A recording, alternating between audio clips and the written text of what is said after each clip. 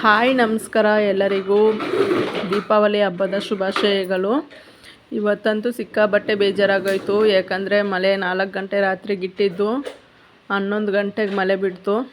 ಹಾಗಾಗಿ ಹೊರಗಡೆ ಕಲರ್ ಹಾಕಿ ರಂಗೋಲಿ ಹಾಕೋಣ ಅಂದ್ಕೊಂಡಿದ್ದೆ. ಎಲ್ಲ ವೇಸ್ಟ್ ಆಯಿತು. ರಂಗೋಲಿ ಎಲ್ಲ ಕಲರ್ಸ್ ಎಲ್ಲ ತಂದಿದ್ದು ಇನ್ನೇನು ಮಾಡೋಕ್ಕಾಗಲ್ಲ ಅಂತ ಟೈಮ್ 11 ಗಂಟೆಗೆ ಸಿಂಪಲ್ಲಾಗಿ ರಂಗೋಲಿ ಹಾಕ್ಬಿಟ್ಟು ಪೂಜೆ ಎಲ್ಲ ಮುಗಿಸ್ಕೊಂಡ್ವಿ.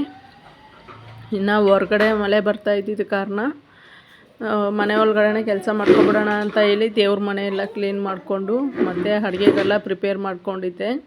ಇವತ್ತು ಹಬ್ಬಕ್ಕೆ ಸ್ಪೆಷಲಾಗಿ ತರಕಾರಿ ಪಲ್ಯಗಳು ಮತ್ತು ಅನ್ನ ಸಾಂಬಾರು ಎಲ್ಲ ಮಾಡ್ಕೊಂಡಿದ್ದೆ.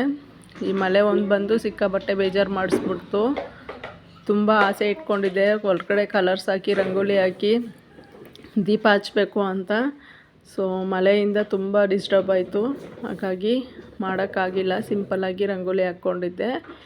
ಇನ್ನು ಮನೇಲೇ ಎಲ್ಲ ಥರನೂ ಐಟಮ್ಸ್ ಮಾಡಿ ಹಬ್ಬದ ಊಟ ಮಾಡ್ಕೊಂಡಿದ್ವಿ. ಇನ್ನು ನೈಟು ಅಷ್ಟೇ ಫುಲ್ ಜೋರು ಮಳೆ ಬಂದ್ಬಿಟ್ಟಿತ್ತು. ನೈಟ್ ಆದರೂ ರಂಗೋಲಿ ಹಾಕೋಣ ನೀಟಾಗಿ ಅಂದ್ಕೊಂಡಿದ್ದೆ. ಫುಲ್ ಜೋರು ಮಳೆ ನೈಟೇ.